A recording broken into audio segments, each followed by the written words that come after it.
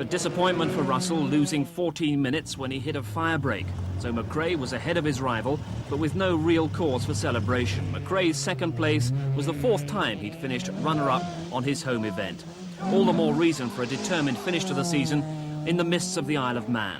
Both McRae and Brooks were poised for the title on the 1984 Manx.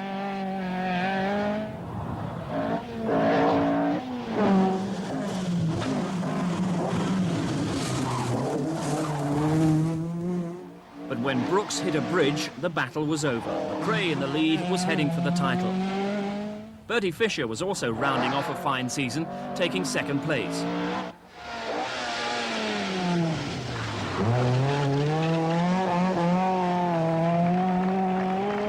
But Jimmy McRae was a massive 11 minutes ahead.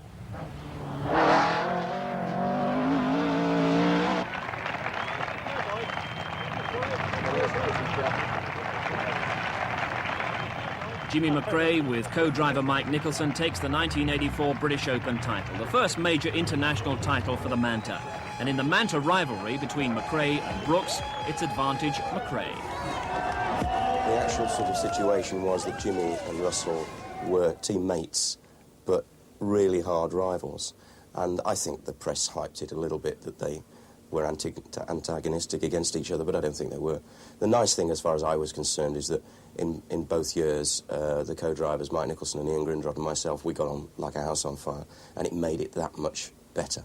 And I think, you know, we had our own battles forgetting the rallies. It didn't really matter what was happening outside our little battle, because you knew whoever was going to beat either of McRae or Brooks, you were in a chance to win a rally, and that was good.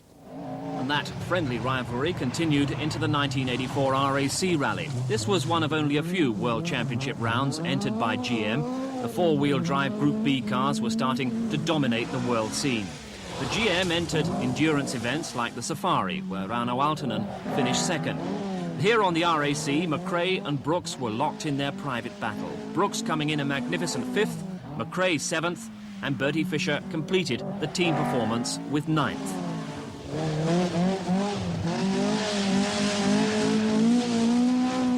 The 1985 season started again in the forests of Yorkshire, the National Breakdown Rally, Brooks keeping up his RAC form. McRae went out early on, so Bertie Fisher took third place behind Brooks, who was second. And Cyril Bolton helped add to the entertainment.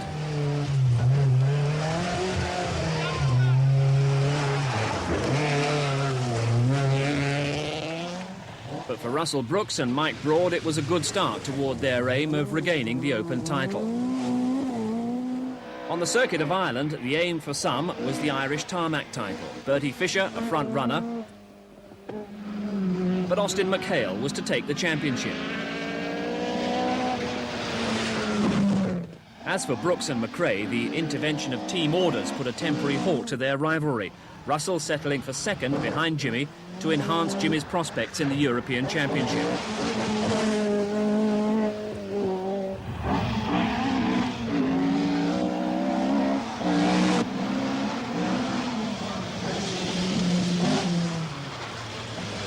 On the Welsh, the fierce battle was resumed. Brooks leading most of the way, but punctures dropped him behind Malcolm Wilson, the eventual winner.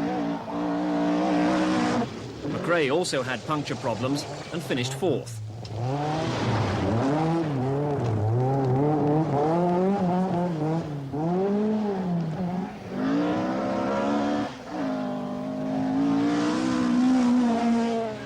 In Scotland, maybe Jimmy McRae would at last claim that elusive victory on his home event.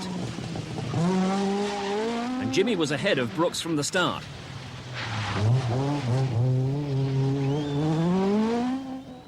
Russell was hampered by an ankle injury, but both cars were going superbly.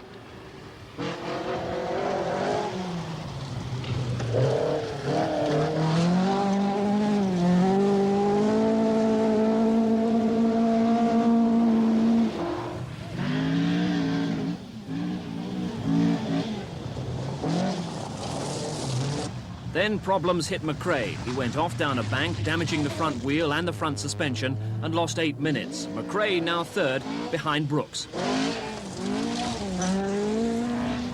For For most of the event, despite odd indiscretions, Bertie Fischer was able to keep in touch.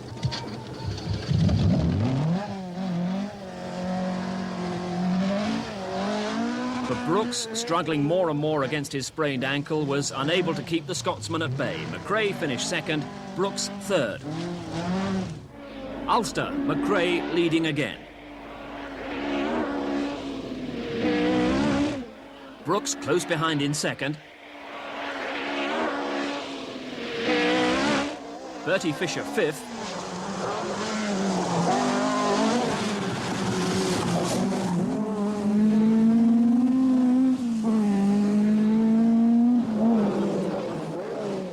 And Austin McHale sixth, ever closer to that Irish tarmac title.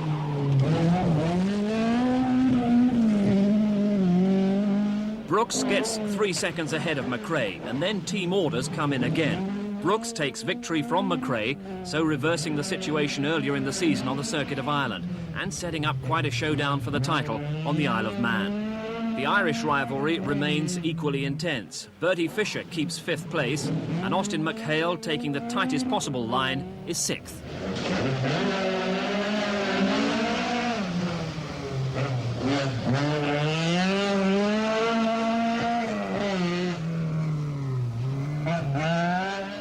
On the Isle of Man, all McRae needed was 2nd place to take the title, and taking the lead early on, he looked safely on course. Brooks, right behind, is trying everything he knows.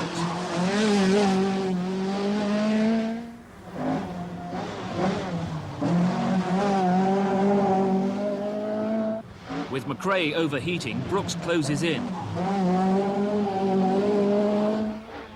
Then 3 stages from home, McRae breaks a shock absorber and Brooks is through. Disappointment for McRae, but triumph for the Mantas with Bertie Fischer third. It's a Manta 1-2-3.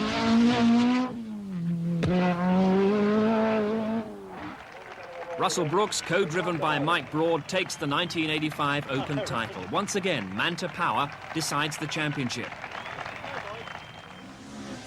And the Mantas took the team prize on the subsequent RAC rally. McRae 7th, Brooks 9th.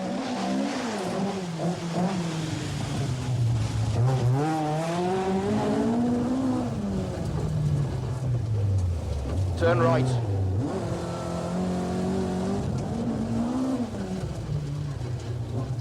Port left.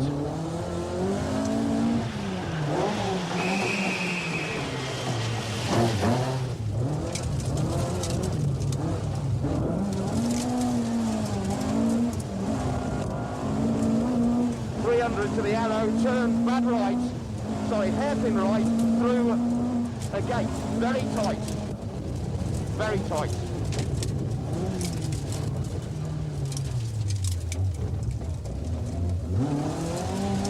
Right, bad left, T right.